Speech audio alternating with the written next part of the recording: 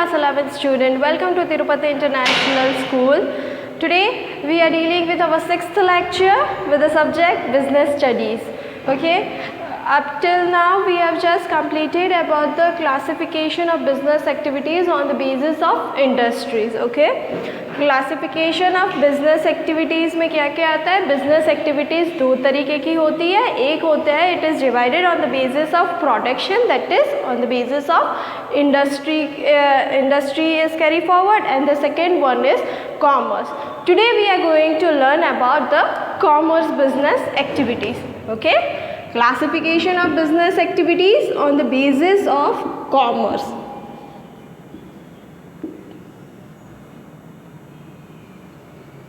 Okay, ये commerce word क्या है? आप लोगों ने कॉमर्स ही ज्वाइन किया है. I am taking a lecture of 11th commerce. Commerce ही है ये. हमारा ही काम है ये सब डील करने के लिए.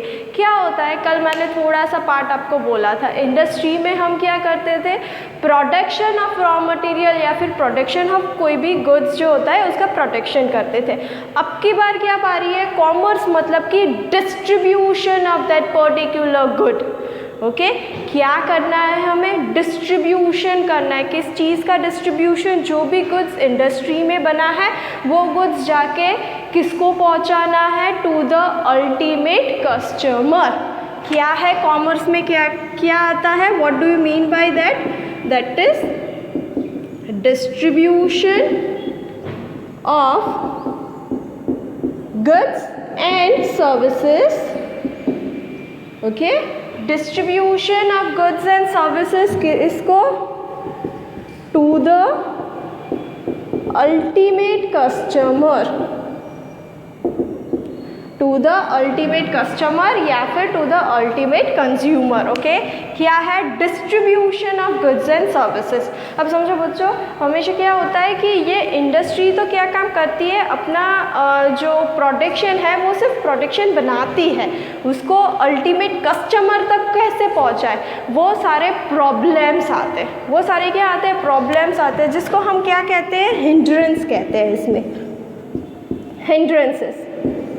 Okay, that is there are various types of hindrances coming in commerce. मतलब कि फाइनल प्रोडक्ट है ना, अपने कस्टमर को पहुंचाने के लिए कोई ना कोई हिंड्रेंसेस आते रहते हैं. हिंड्रेंसेस किस तरीके से क्यों आते हैं? फॉर एग्जांपल कि मैंने है ना एक प्रोडक्शन है, that is one of my friend is having an industry.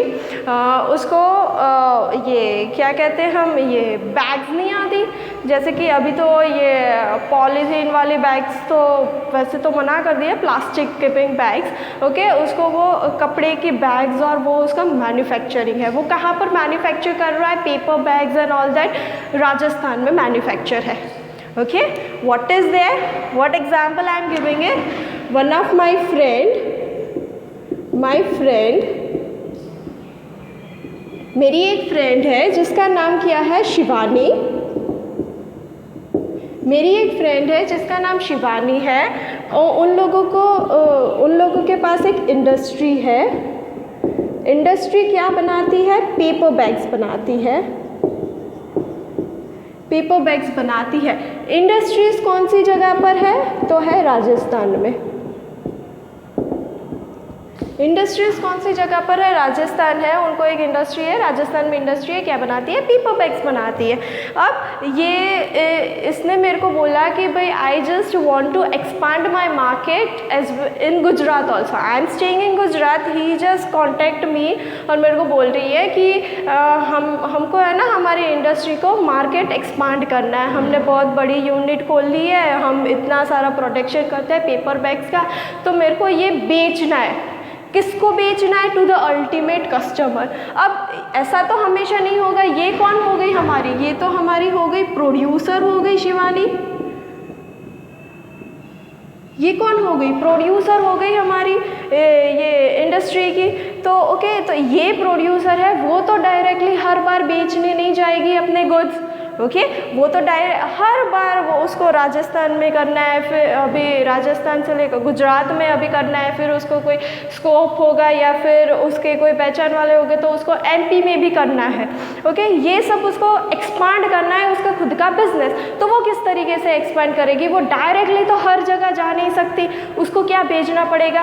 बंदे को भेजना पड़ेगा वहाँ पर, that is people should be there, या फिर कोई ट्रांसपोर्टेशन सर्विस प्रोवाइड करनी पड़ेगी, या फिर पीपल को सबसे पहले इन्फॉर्म करना पड़ेगा कि भाई ये तरीके की प्रोडक्ट ये बनाती है, दैट इज़ एडवर्टाइजिंग करनी पड़ेगी।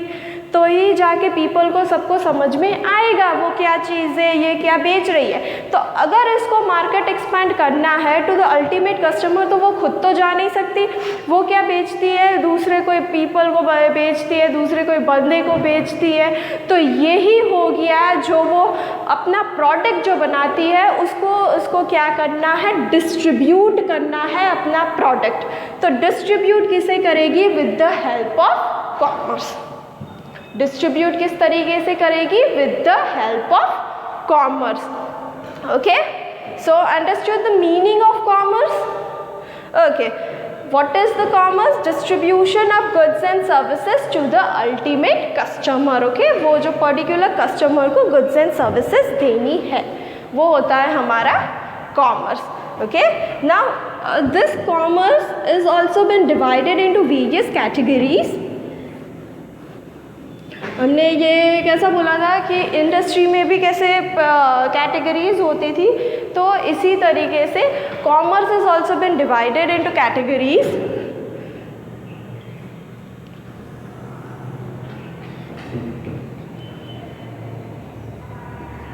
Commerce is divided into two categories. First one is trade and second one is auxiliary to trade.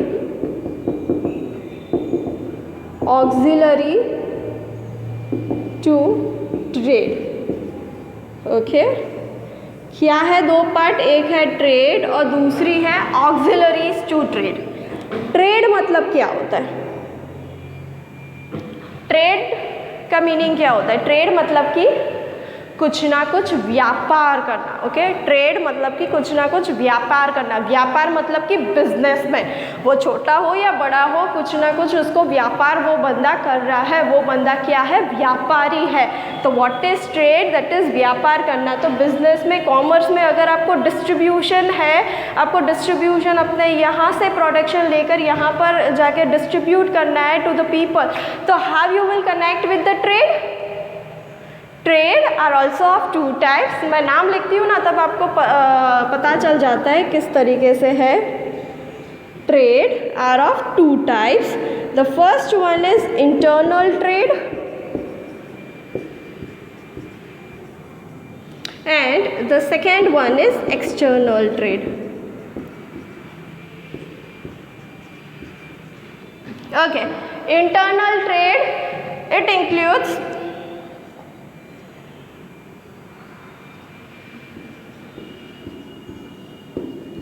Wholesale trade और retail trade. Okay, it includes wholesale trade and retail trade. अब है क्या है ये internal trade? Internal trade is a trade which is done within the geographical boundary of the particular country. Okay?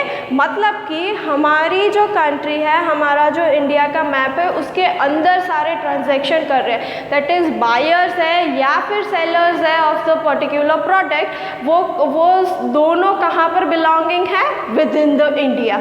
Okay, within the international boundary is called as internal trade. It includes two types, that is wholesale trade as well as retail trade.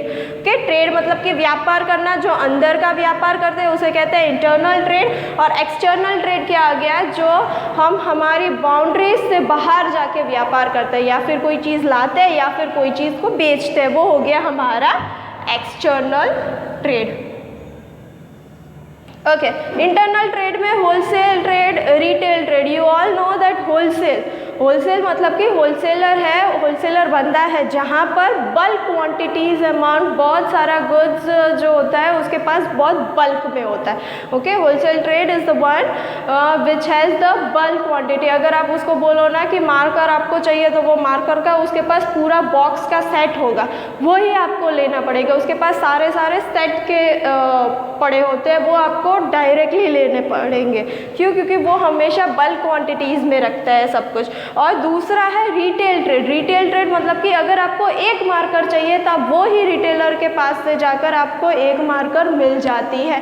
That is it purchases small amount of goods. Retailer हमारा जो घर होता है उसके आजू बाजू जो सारी दुकानें, nearby shops to us, वो क्या हो जाता है, कहाँ पर है, रिटेलर उसको बोला जाता है। और रिटेलर किसके पास से लाता है सब कुछ? होलसेलर के पास से। और ये होलसेलर मतलब कि उसको ट्रेड करना है तो वो किससे पास से लाता है? अपने प्रोड्यूसर के पास से लाता है ये जो गुड्स। ओके, तो internal trade includes wholesale trade as well as retail trade. अब बारी है external trade. It includes 3 points. External trade, it includes 3 points: import, export and interport.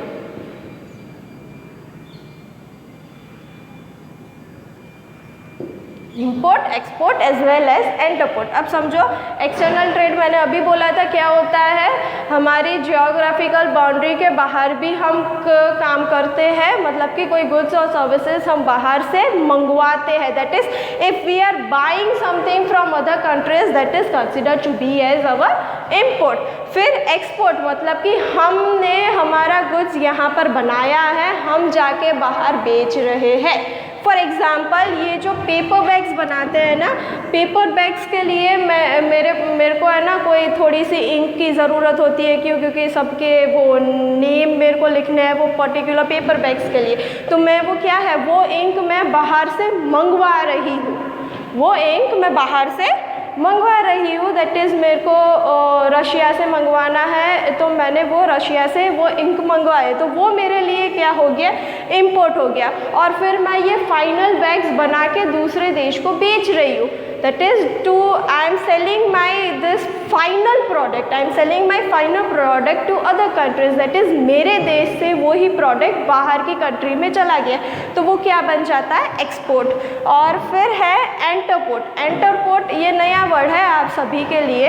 एंटरपोर्ट क्या होता है कि एक देश से लाई हुई चीज़ हमारे यहाँ रुकती है, हम जाके बेचते हैं कोई और कंट्री में, हम जाके बेचते हैं कोई और कंट्री में। Okay, for example,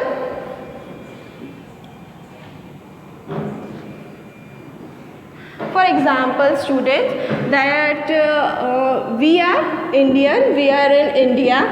okay, India है, इंडिया रशिया से कुछ चीज़ें ले रहा है। ओके, या फिर मैं ये बता सकती हूँ कि ये रशिया है, रशिया ने कुछ चीज़ें इंडिया को भेजी। अब इंडिया ये भेज रहा है अमेरिका को, इंडिया ये भेज रहा है अमेरिका को।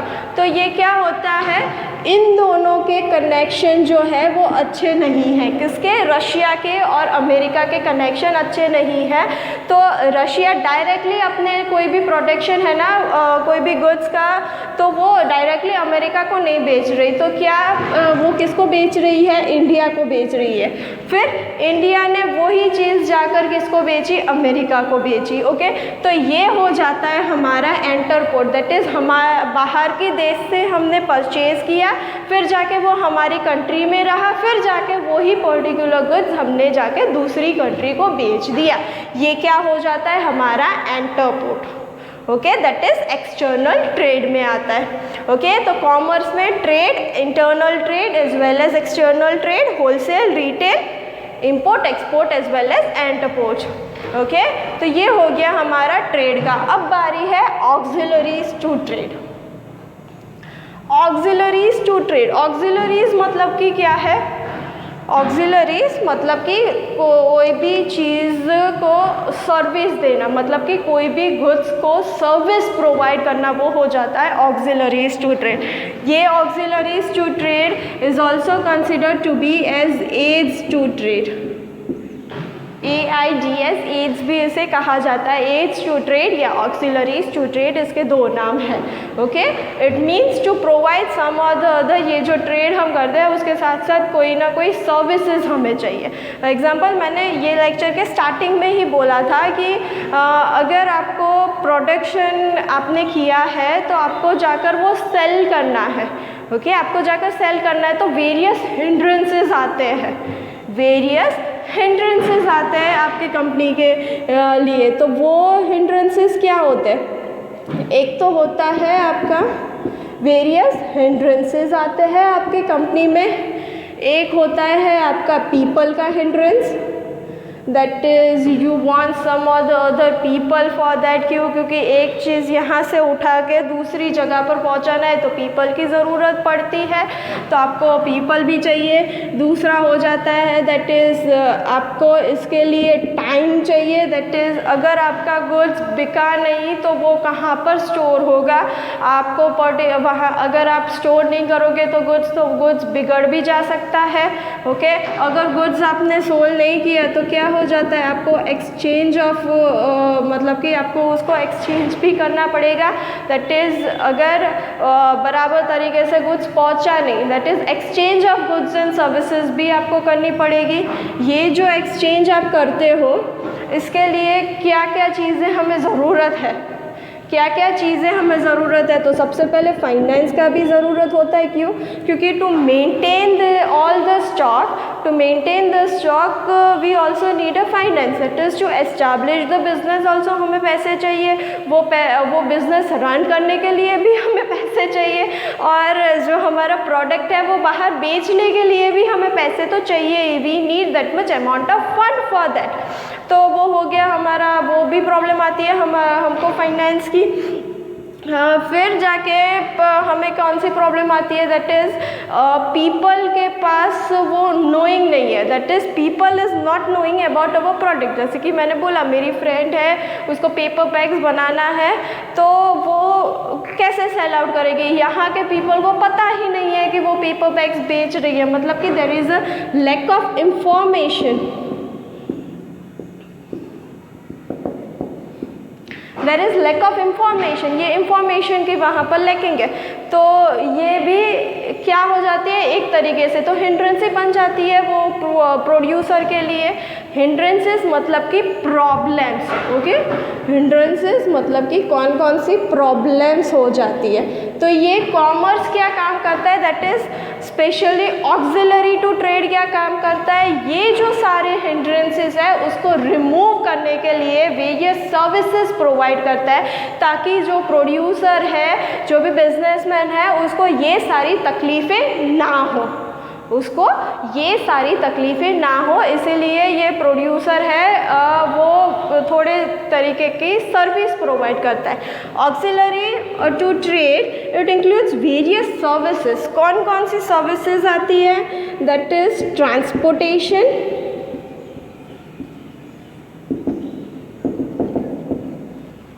ट्रांसपोर्टेशन आता है, फिर जाके इसमें आता है banking and finance,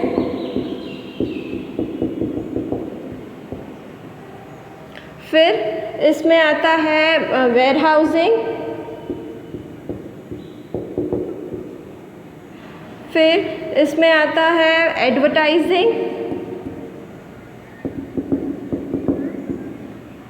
okay, that is transportation, warehousing या फिनेंस, ये जो सारी चीज़ें हैं ये इसमें आती है। दैट एडवर्टाइजिंग के साथ साथ मैं इधर और दो पॉइंट है, दैट इज़ कम्युनिकेशन भी मैं लिख सकती हूँ, और एक और भी चीज़ है दैट इज़ इंश्योरेंस। ओके, अब समझो मेरी बात को, ये किस तरीके से काम करता है। दैट इज़ ये हमारे पास वेरियस हिंड्रेंसेस है, और भी बहुत सारे हिंड्रेंसेस है। ये तो सिर्फ मैंने एग्जाम्पल के तौर से आपके लिए किया है कि अगर आपने ये पर्टिकुलर गुड्स राजस्थान में बनाया, आपको बेचना है गुजरात में, तो क्या चीज़ की ज़रूरत है? ट्रांसपोर्टेशन की ज़रूरत है।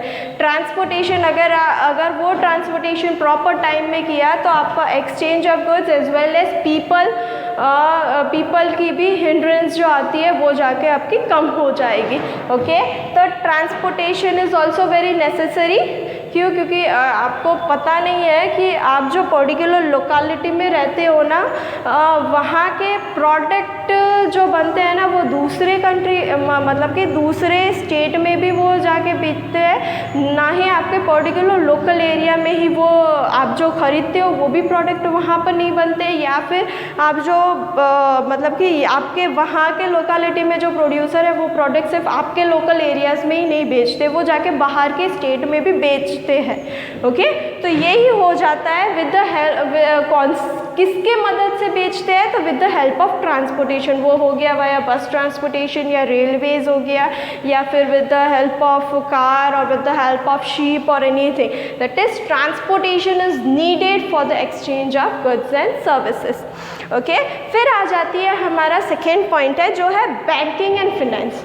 ओके, बैंकिंग एंड फिनेंस किस लिए? ये जो हमको पैसे चाहिए ना, सारी जगह हर जगह हमें पैसे चाहिए, ये स्टार्टिंग बिजनेस करने तक और हमको अल्टीमेट कस्टमर तक हमारे प्रोडक्ट बेचने तक हमें पैसे चाहिए। तो वो इतने सारे पैसे कहाँ से आएंगे? By with the help of banking. Okay, with the help of banking से हमने कुछ लोन लिया है, हमको कभी भी कोई भी फाइनेंशियल इंस्टीट्यूशन से पैसे की ज़रूरत पड़ गई तो वो कहाँ से आएंगे? With the help of banking as well as financial institution facility. फिर आ जाता है हमारा third point, that is warehousing. Warehousing मतलब कि जहाँ पर हम हमारा गुड्स को स्टोर करते हैं। ओके, ये क्या हो जाता है? ये हो जाता है ना टाइम, इसमें है ना हिंड्रेंस ऑफ टाइम। ये टाइम क्या शो करता है? That is warehousing. हमको हमारा गुड्स बन गया तो हमको उसको प्रॉपर टाइम में एक जगह पर स्टोर भी करना है, तो वो स्टोर हम कैसे करेंगे? किसके साथ करेंगे? अगर हमारे पास वेयर हाउसिंग रहा तो हम हमारा प्रोडक्ट को स्टोर कर सकते हैं। तो हो गया हमारा पॉइंट वेयर हाउसिंग, वो रिमूव करता है ये हिंड्रेंसेस। फिर हो जाता है हमारा advertising. Advertising as well as communication, मैं दोनों को एक साथ ले सकती हूँ for the help of to remove the hindrances of information. Why? क्योंकि अगर आप पेपर बैग्स बनाते हो तो राजस्थान में है तो आपको गुजरात के पीपल को सेल करना है, तो उसको आप कैसे बेचोगे? उसके पास इंफॉर्मेशन ही नहीं है। With the help of advertising आप कोई ना कोई एडवर्टाइज करोगे, पोस्टर एडवर्टाइजिंग, या फिर डिजिटल वर्ल्ड में आप भेज सकते हो एडवर्टाइजिंग, आप कोई एडवर्टाइज करोगे, या फिर आपके कोई पहचान वाले उसके साथ जाके आप कम्युनिकेट करोगे कि भाई ये particular person is selling some other paper bags, do you want it? Okay, तो इस तरीके से ये रिमूव करता है ये हिंड्रेंसेस। और लास्ट है इंश्योरेंस। एक बहुत ही इम्पॉर्टेंट हिंड्रेंसेस है, वो है हिंड्रेंस ऑफ रिस्क। हमेशा बिजनेसमैन को from the starting of their idea till the ending of risk तो बहुत ही रहता है। Why? Because if he takes more risk he will get more return. तो उसको रिस्क किस चीज़ का रहता है कि कोई नेचुरल कैलामिटीज़ आ गई, या फिर कोई फायर से प्रोडक्ट पूरा बर्बाद हो गया। ओके, तो ये रिस्क के लिए कौन सी फैसिलिटी चाहिए? उसको इंश्योरेंस चाहिए। अगर उसके पास इंश्योरेंस अवेलेबल है तो वो ये हिंड्रेंसेस ऑफ ये हिंड्रेंसेस, रिस्क का हिंड्रेंसेस वो अवॉइड कर सकता है। Okay, so students, this was about the commerce. It includes 2 points, trade as well as auxiliary to trade. और ये जो हिंड्रेंसेस है ना वो हो जाते हैं हमारे functions of commerce.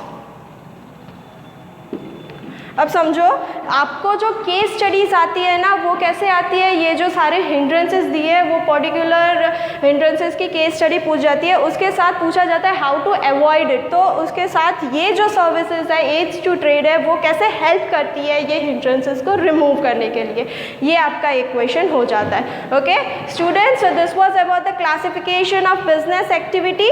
Business activity किन किन तरीके की होती है? 2 तरीके की होती है, एक होता है इंडस्ट्री होता है और दूसरा होता है कॉमर्स होता है। कॉमर्स जो अभी हमने लर्न किया था, इंडस्ट्री मतलब कि जो हमने आगे के लेक्चर में लर्न की थी, इंडस्ट्री में क्या होता है, 3 तरीके की primary, secondary as well as territory industries होती है और ये हो जाता है हमारा commerce. Okay, so thank you class and please get connected with us.